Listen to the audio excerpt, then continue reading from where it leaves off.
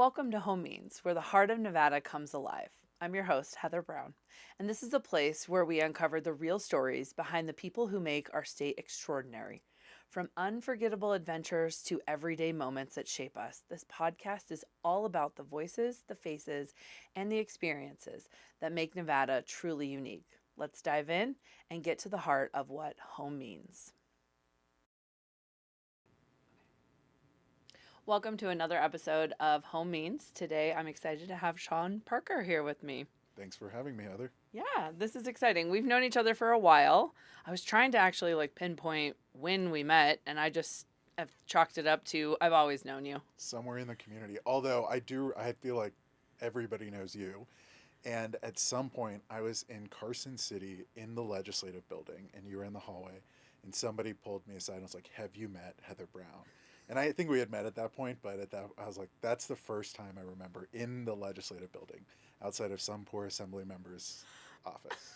Yeah, that's small world Nevada. That is small world Nevada, and I think that's one of my favorite things about Nevada. I mean, I say it all the time, and I'm going to say it literally on every episode. But there are 2.4 million people, and I know all 50 of them. Yes, you absolutely do, and Yeah. it does feel like And that.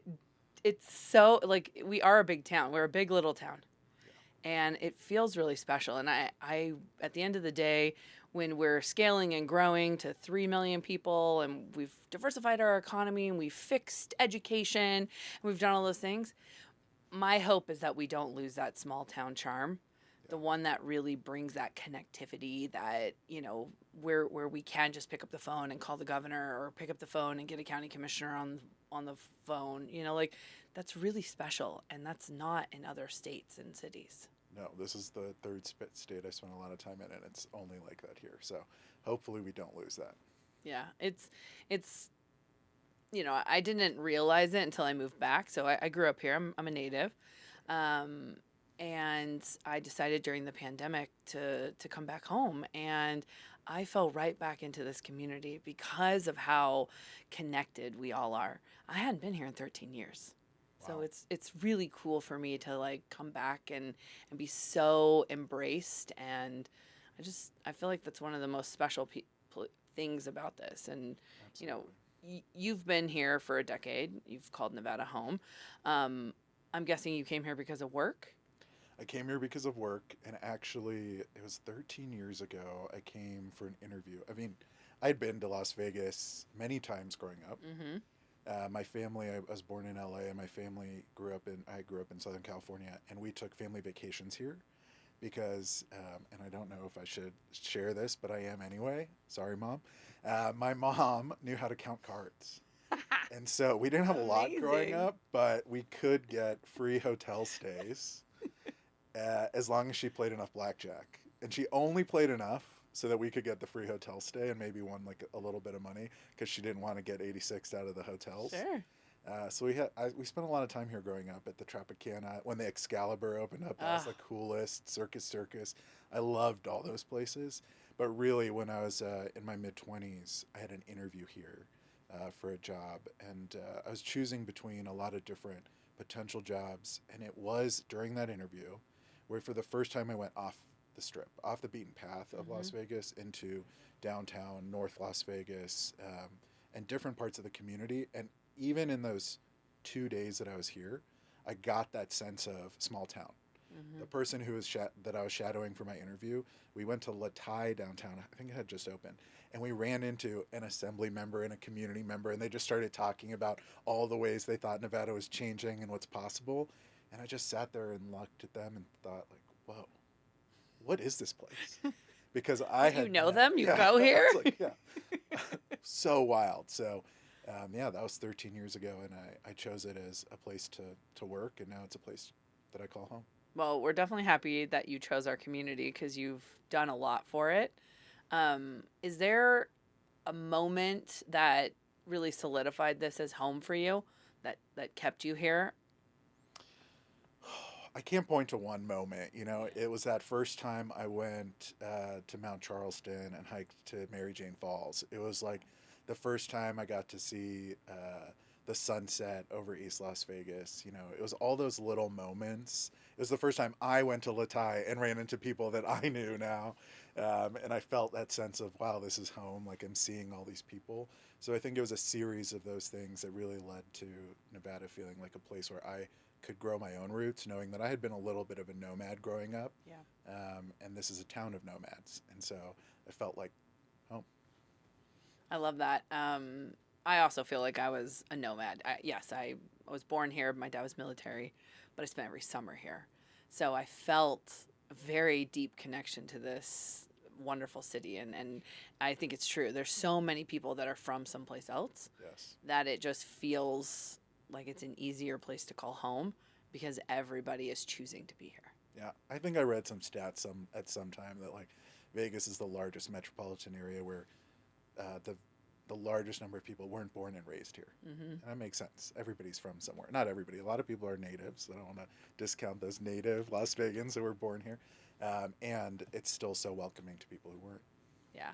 I will say, a common theme that keeps coming up on the podcast is that, we are very welcoming and open. And if you are someone who is smart and hardworking and, you have ideas, you're never going to be told no and that your idea doesn't matter and they'll embrace it. And I think that is something that's really special. This community wants to be dreamers and and have hope and and get behind good people. And I think Yes. that's special. I totally agree. I read a few years ago The Gambler, the one about Kirk Kerkorian, Mm-hmm. and just that sense of possibility that you can build things that nobody has built in the world. For him, in his case at the time, like the largest hotels that have ever been built 3 times in a row. Like that is the magic of this place, is that we believe nothing is impossible. And I think that does extend to every pocket of Nevada. And I mean, I'm in the education world. I think we need a little bit more of that, a little bit more of a dose of dreaming in that world, but I think it's still there. But I think that's a really good segue to what you are building, right? You are spending this time reimagining education and how we can bring a world class education to our community. Does this spirit of Nevada, this home means spirit, is that part of this journey for you? I think Nevada and this community influences everything we do. So, yes, it has to be rooted. I have this fundamental belief that all education is local, as Mm. most things are. One of my favorite authors, Peter Block, talks about everything being rooted in community. We have all the solutions, we have all the answers when we look at our neighbors, when we look at ourselves, and when we look at our community. And I think that is definitely true in education. Like legally, bureaucratically, that's true. Education is a local issue. Mm-hmm. It's decided at the state level, it's decided at the local level, it's decided at a county level. And so for me, if you're not asking people to co-create the education system with you, you're probably doing it wrong, because everybody has a stake in it. Whether or not you have young people, kids in the formal education system, Mm-hmm. we all depend on that formal education system and all the informal education system around us to make this a strong community. So we all have a stake and we should all care about it. Yeah. Yeah. I get goosebumps when you talk about that because, as cheesy as it sounds, they are the future, right? Yes, yes, Right? Like, absolutely. we could all sing a song about it. But I get really disheartened when I hear and read media articles about how awful our education system is. I think it's really disingenuous because at its core, we have some incredibly dedicated teachers, administrative staff, principals. I mean, the infrastructure of what we have is incredible. We also have some of the best, 4 and 5 star schools in the nation. And it's really frustrating to me when we don't tell that story. Yeah. I agree. I think that I like to think that most people do things for a good reason. I hope. Maybe I'm a little naively optimistic in that way. And so when I see those things in the media or when I see people talking negatively about our education system, I'd like to think it's because they're calling us to be better. It's a call to action to say, like, we could do better. Because there are cases where you look at school systems or schools or individual environments where we are not yet giving access to young people in the way that we probably see is a moral need. Like, we have some young kids who are still struggling to read. Do we need to Yeah. solve for that? Absolutely. Like, we cannot live in a community where every young person doesn't have access to strong reading instruction. We can't live in a community where young people aren't able to pursue their dreams because of inaccess to opportunity, or they literally can't get someplace. And you're right. We look at the numbers, and we look at these flat rankings, and we have media pieces about how bad we are. And then you talk to young people, students, and they feel like it's like shame on them. Mm. Like, I'm bad, we're bad, Nevada's bad. And in reality, when you disaggregate the numbers, some of our students are outperforming their peers from around the country. I'd say, like, the best state for education that a lot of people look to is Massachusetts. Hmm. It's like held up as a gold standard for education. If you look at some of their data and compare it to some of Nevada's data, like, we call some schools that are struggling or disadvantaged Title I schools, or students who are furthest from opportunity. If you compare like to like, Nevada students actually outperform Massachusetts students in the same socioeconomic status class. So our kids are doing well in a lot of respects. It's just we're not looking at the data and comparing apples to apples sometimes. And yes, I'm not going to rest until Nevada's known for being the absolute best. Hmm. And you're right, we already have examples of the absolute best in our community. We're just not doing a good job of elevating it. So to me, it's a both and. Yeah, I love that because I if you actually look at the data, it tells a better story. We are the fifth largest school district in the nation. There will be, a pendulum of results. But why are we just lumping them all into bad? Let's fix what is, not the best in our state. Let's go after that. And I don't think there's a single person that would say, nope, that's not worth it. No. Right? That is exactly what we need to be doing. And so, I get excited when, I hear I was at your grand opening or the launch of your new endeavor, and I think the fact that you're reimagining education to 21st century thinking is really important. We do have different types of learners. We do have students who want to get creative now. They don't want to just sit through and wait the 12 years. And, we talk about a K through 20 plan. That's not for everyone. Yeah. And, our counterparts in Europe have discovered this, right? Like they have a moment where somebody can choose a technical career or an education career. And I think that's really powerful because we have now said that, if you want to be in the technical space, yeah, you can do that after you're 18. And by that point, you're disillusioned, you're frustrated, you've lost years that you could be, honing on your craft. And so I get really excited with your vision. And you want to tell a little bit about, what you guys are building? Yeah, so I see some of the same things in our community. A lot of the education system that we have built, or the learning infrastructure that we have in Nevada, isn't so dissimilar from learning infrastructure nationally or globally, and a lot of it is outdated. You look at the best performing systems, the Massachusetts again Mm-hmm. of the world, or you go to the Estonias or the Finlands that people hold up as these gleaming examples of what's possible. And here's a secret, they all think that they're bad and they're trying to improve and modernize their learning. Because the reality is everybody needs to. Mm-hmm. The world is rapidly changing. And I think the world has been rapidly changing for a long time. The way we learn should have fundamentally changed when the internet came out. All of a sudden, you have democratized access to knowledge. The formal education system used to be about imparting knowledge to young people. You had experts who had studied their field, who had access to specific forms of knowledge, and giving it to young people. Now, you can watch YouTube and learn some of those things. I love YouTube University. Everything's on YouTube. To ask a young person, they'll tell you that. Everything's on YouTube and TikTok. Sometimes for the worst, but yes, it's all there. It is all All there. there. And now, like, the best thing about AI is that it's really hit everybody in the face and shown us that we need to change pretty rapidly, because AI is doing things that we thought were uniquely human, creating art, writing essays for us, right? Things that we could spend hours and hours and hours figuring out how to do in a school. And now what is the case study? What is the use case of a school in a world of AI? So I think everybody is tackling this question, how do we modernize learning? And we were tackling it at my previous work as at this nonprofit that I care so much about, Teach for America Nevada, focused on making sure that we get leaders into classrooms and working on all of the problems that we're talking about. And I realized that we need to more radically shift the way that we approach learning. We have to take it into the 21st century and help young people live into the 22nd century because they're going to outlive me for sure. And they need radically different approaches to learning. And so that's how the Center of the Future of Learning was born, from this need. And what we're hoping to do is make sure that Nevada doesn't just follow all the trends. We're always playing catch up in the education world. What is this state doing? What are they doing in California? What are they doing in Utah? Like, what can we do and learn from? Which is good. You should learn from the experts. Yeah. Don't reinvent the wheel. And how can we adopt the spirit of anything is possible? We built the largest casinos, the largest hotels in the world. We built this amazing city out of really little.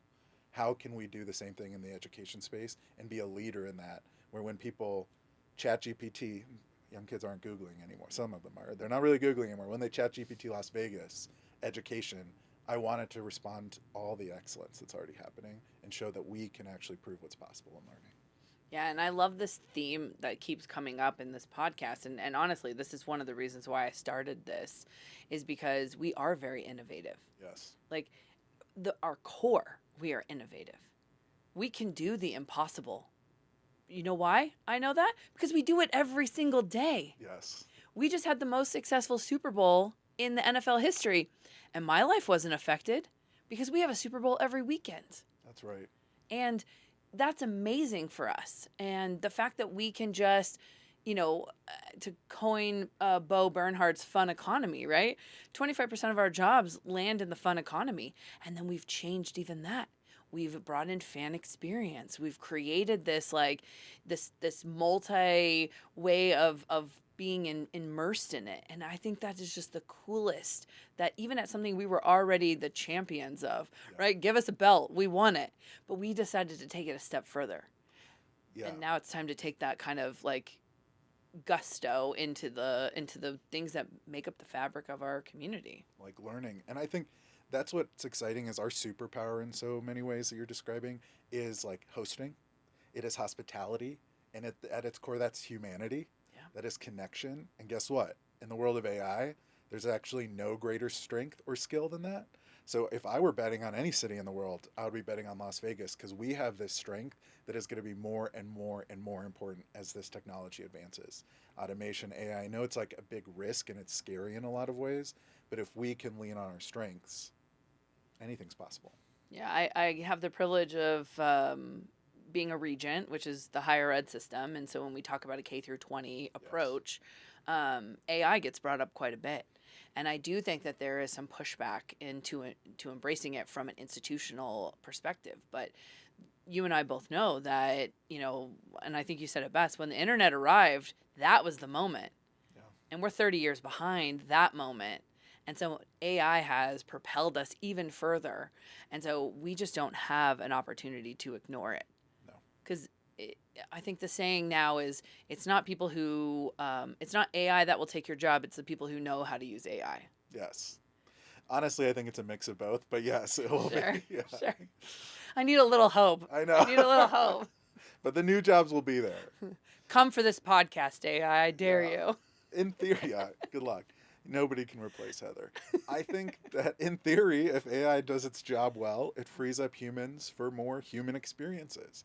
It takes the monotonous out of our lives when it can. If automation can take out monotony, if it can take out like machinery, humans were never meant to be on a factory line. Mm-hmm. That's not our evolutionary DNA. We were never meant to do fully monotonous tasks 8, 10, 12 hours a day. So if we can use AI and automation to take on those things and free up humans to do what's uniquely human, the connecting pieces, the storytelling pieces, the thriving as humans, why wouldn't they be here in Las Vegas and developing even more jobs for us in different ways? The jobs of the future will look different. And I like that idea of freeing up for more human activity, because I think so much of our day-to-day is just work, community, right? Because we care about our community. We want to give back to it. But think about when you go and like meet up with your friends. Do you do a catch up of what your day was, or do you actually talk about and have experiences? Because I think for the most part, people are like, oh my God, work, blah, blah, blah, blah, right? Like, because it's so inundated of who we are. But think back 15, even 20 years ago. You went out and had fun experiences, and then that's what you guys would laugh about for the next 3 weeks until the next adventure. And I think going back to that human, yeah, I want to go back to that. Yeah. I miss that. Me too. More experiences, please. Yes. Let's just go. We Yeah, should just walk out now.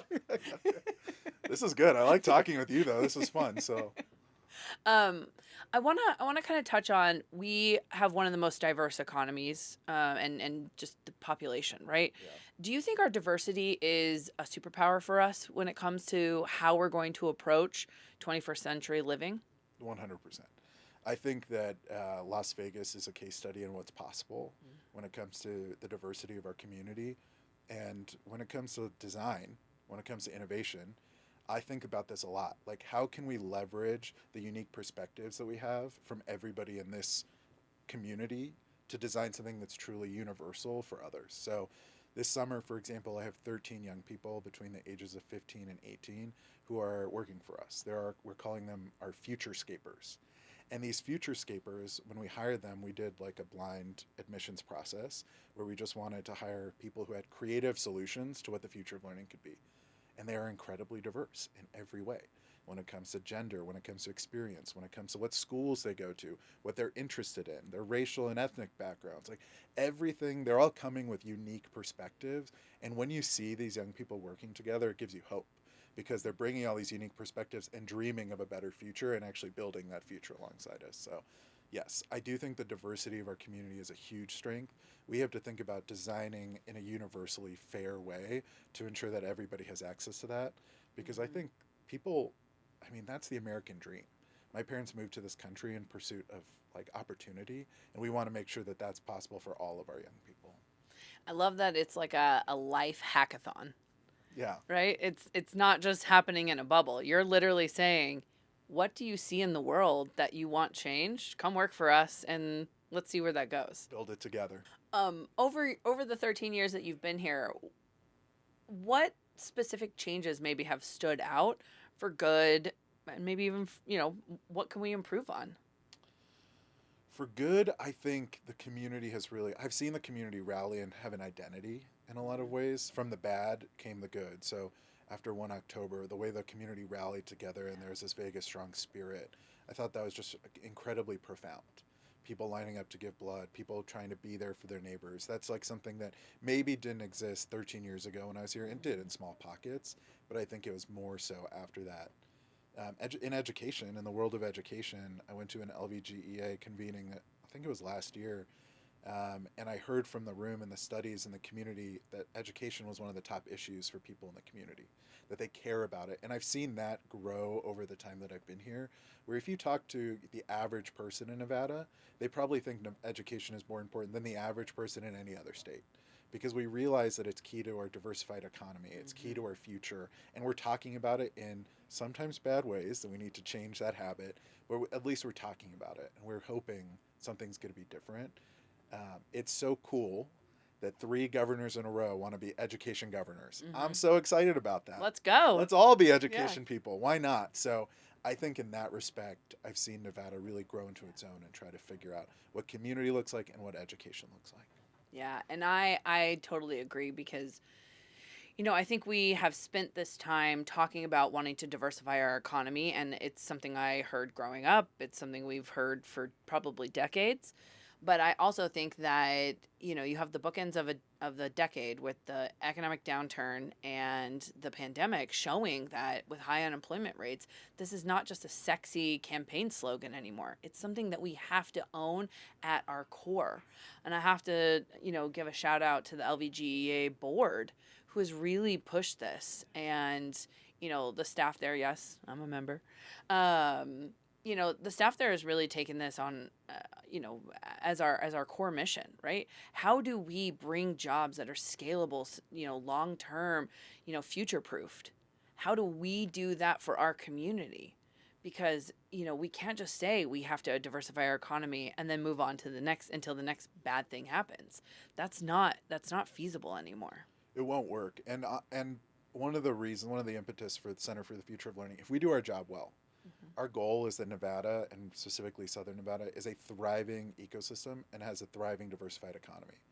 And we say that with a little bit of humility and confidence, because when I talk to people at the LVGA, when I talk to companies, one of the reasons that they won't move their company here or grow here is the education system, also the healthcare system.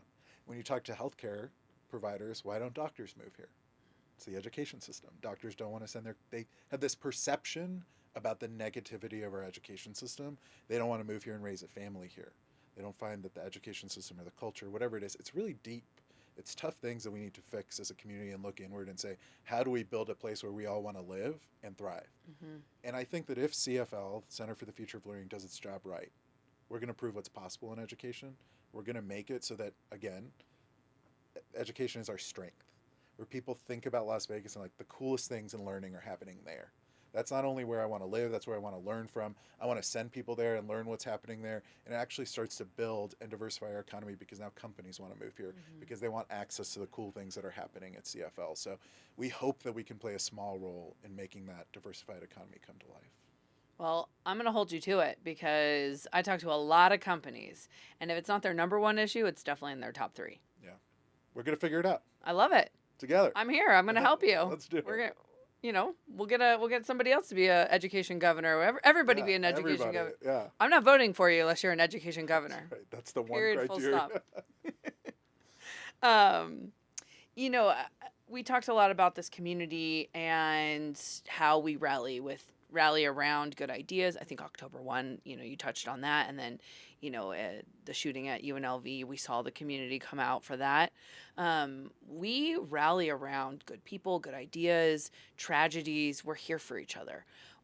What do you think that we do? Like, if you had to sum it up, right? We talked about this, but if you had to sum it up, what do you think we do right with our community?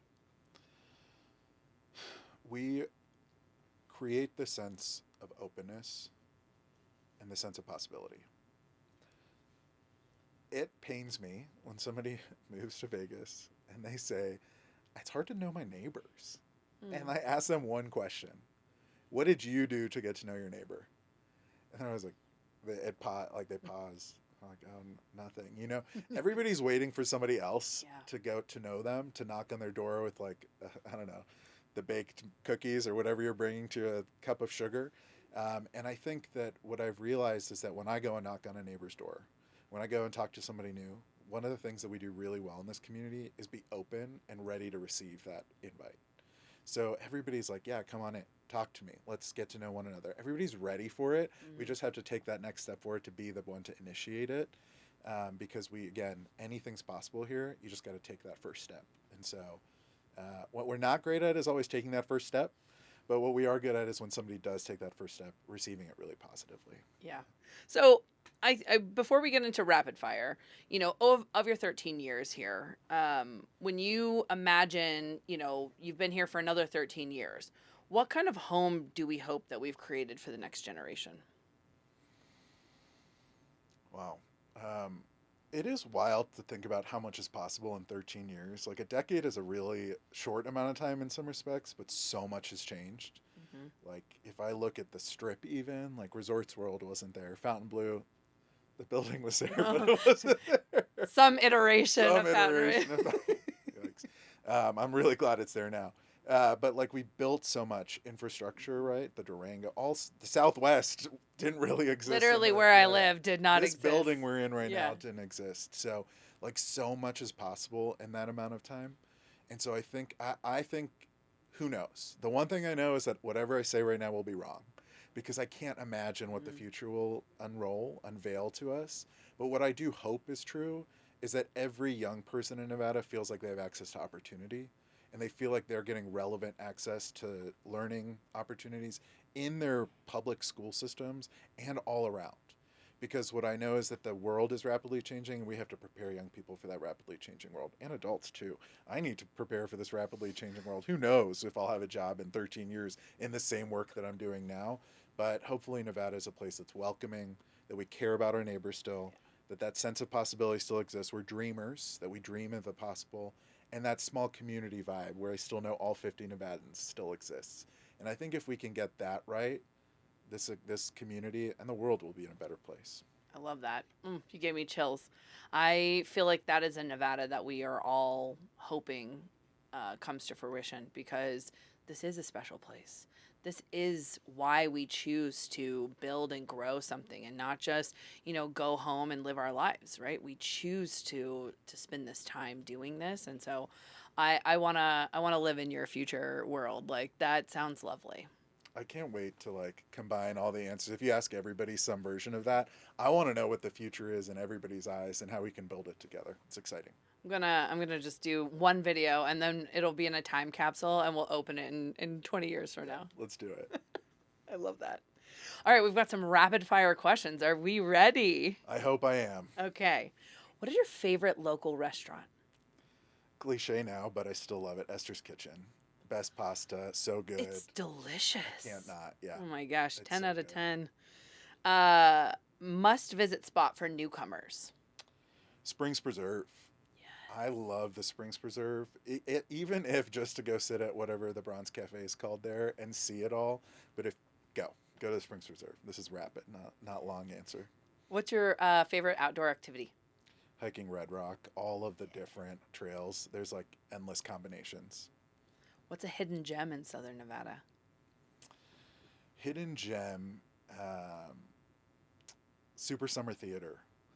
I am not a theater person. I don't understand musicals, but oh my God, what a blast to go out there. BYOB, BYO picnic, Heck yeah. watch some good theater, 20 degrees cooler than downtown. I've done it. It's fun. Yeah. I know the answer to this, but share it. What's your go-to coffee shop? I love that you know the answer. It's Bungalow Coffee Of Company. course it is. I feel like I live there. I love it. They're the best. Bungalow Coffee downtown. Everybody needs to go. What's your favorite place to unwind? I love going up to Mount Charleston in the summer and getting away from it all. I feel like hopefully, I think my cell phone works there now. It didn't used to. And being able to unplug and just go. I think the lodge and getting a hot chocolate, like just really getting away from it all. And it's 20 degrees cooler. 20, yeah, that's a That's common the theme. theme. It's you got to get Whatever out is of the 20 swing of degrees summer. cooler. What's the best view in the city? Okay, this one's a little weird for me, but if you're going down the Summerlin Parkway east, and you get on the carpool exit, the HOV lane exit to go on the 95 south, you get the best view of the city. Now, if you're driving, don't pay too much attention, but you get to see it all.